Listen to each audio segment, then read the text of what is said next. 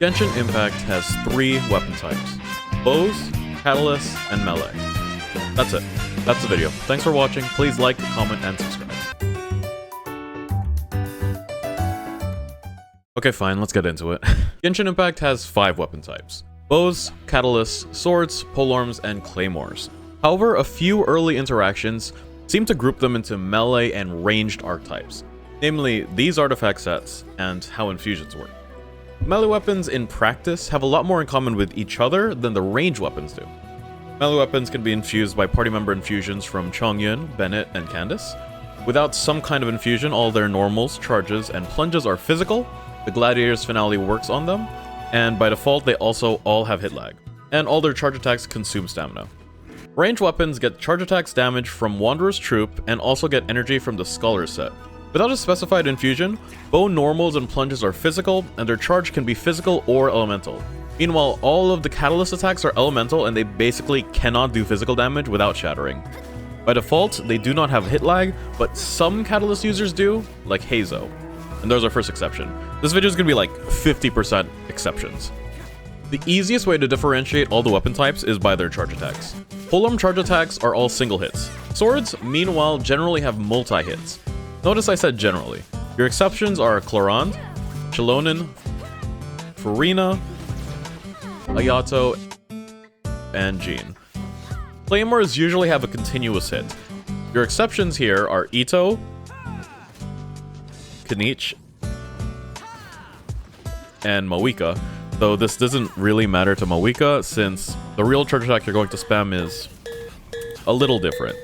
Catalysts are usually single hit charge attacks, and they usually take the most stamina. The exceptions for the single hit thing are Lanyan and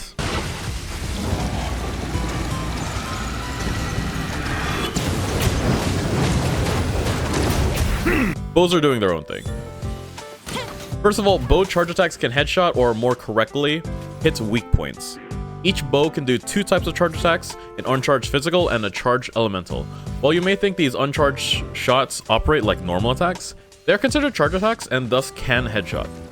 Many bows get additional levels of charge attack, and every single one of these is doing its own thing. Sometimes this doing its own thing results in attacks that cannot headshot. They also all operate differently with all the different bow weapons. For example, Ganyu's Bloom considers its own time for blooming for the Amos bow effect, meaning point blank Ganyu charge attacks get a 0.3 buff on the Amos bow proc by default. Bows really are just doing their own thing here, you have to go case by case. Plunges. First of all weapon types except polearms can do plunge dash cancels. Plunge dash cancels are just as they sound. After you plunge, you do a dash and you can immediately jump again to do another plunge. Polearms can't do this, and they have to instead do inferior normal attack cancels. I have no idea why polearms are the odd man out here, especially given our first plunge character is Xiao, but it is what it is. Beyond that, however, claymores tend to be the best plunge units. By default, they have the highest scaling, and Diluc, for some reason, just gets even higher scaling. This is a huge reason why Xianyan was such a huge buff for Diluc mains. Him being Claymore also means that he gets access to weird infusion-based amping teams, like Kandake Forward Vape and Chongyun Melt. Catalyst self-infusion leads to fun setups with Xianyan, but honestly, you'd rather just do the same thing with Diluc and an infusion source. His scaling is just that valuable. Also, he gets to use Serpent Spine. Swords are the middle ground here, nothing notable about them, and polearms are the same as swords except for the aforementioned no cancels.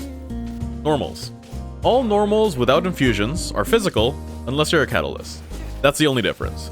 The infusion on catalyst is a big deal though, especially for proccing specific artifact sets or weapon effects. Additionally, in some rotations, doing catalyst normals is important for normalizing the aura.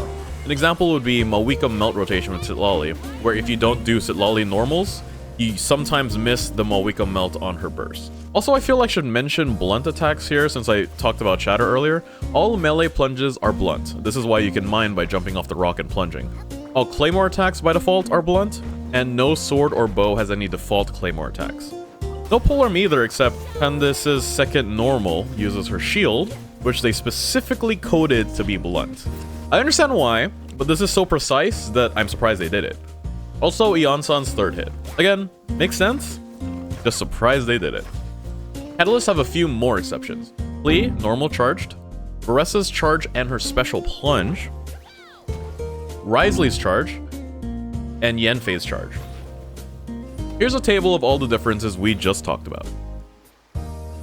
If you look at only the first 3 rows, I hope you can see why, to me, it feels like there's only really 3 weapon types. Everything after that has so many exceptions, they don't really feel like real differences, and MiHoYo just changes them based on how they want the character to operate.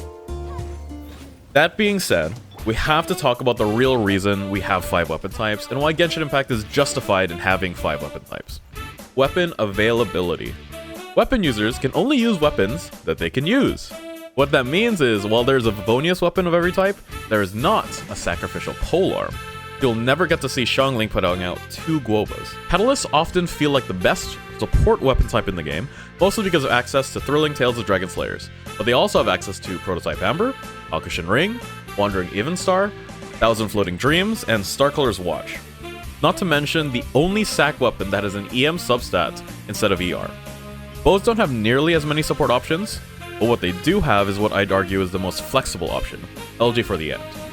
For doing damage, however, both have no shortage of 5-star options, so much that child mains have to explain what the best combo is for each bow option. Swords have the most users and thus have a decent number of options for both supporting and attacking, though most of them are 5-star weapons. Polearms had no real support options for 5 years until finally Escoffier's Pitchfork threw them a bone. And Claymores still have no real good support options, but at least Serpent Spine has been competing with every signature since launch. That's the real secret.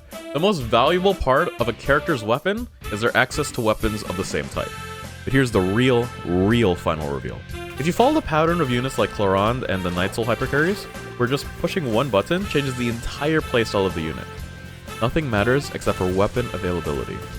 So, the real title of the video should be, Genshin Impact has no weapon types, because they just do what they want. Thanks for watching.